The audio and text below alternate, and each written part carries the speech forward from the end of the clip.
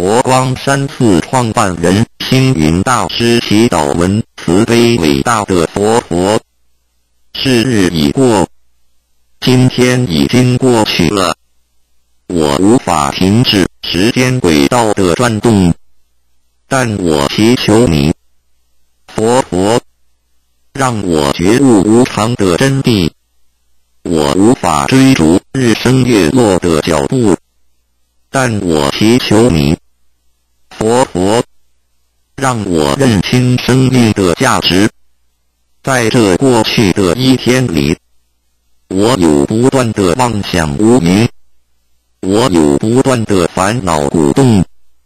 但仰仗你的慈悲威德，借由你的智能教导，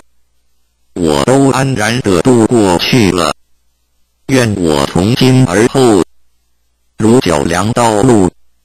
绵延人间的好因好缘，如甘泉雨露，灭却有情的热闹疲惫，如丛林老树，庇护众生的清凉自在，如日月星辰，照亮一切迷途的众生。慈悲伟大的佛陀，是日已过，在今天这么一个夜晚，我感到生命岁月的迅速飞逝，如少水鱼。在如此短暂的时光里，我对无常人生感到多么无奈。只有祈求你，伟大的佛陀，让我拥有平等的心怀，宽恕侵犯我的仇敌，让我拥有感恩的心怀，报答帮助我的朋友，让我拥有攀惹的心怀，内观自省我的缺漏，让我拥有精进的心怀，奉行你慈悲的教诲。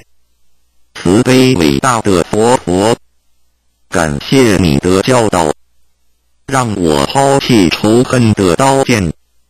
享受清凉的法喜禅悦，让我卸下执着的枷锁，给我身心的自在解脱。慈悲伟大的佛陀，是日已过，命亦随见，祈求你的力，从今以后，让我能够无诸恐怖，无诸颠倒，无诸忧恼，无诸噩梦，仰仗你伟大佛陀的加持，让我能够和你共眠共起，享受无限的喜悦，让我能够找回真实自我，拥有永得生命。慈悲伟大的佛陀，请接受今晚弟子的祈愿。慈悲伟大的佛陀，请接受今晚弟子的祈愿。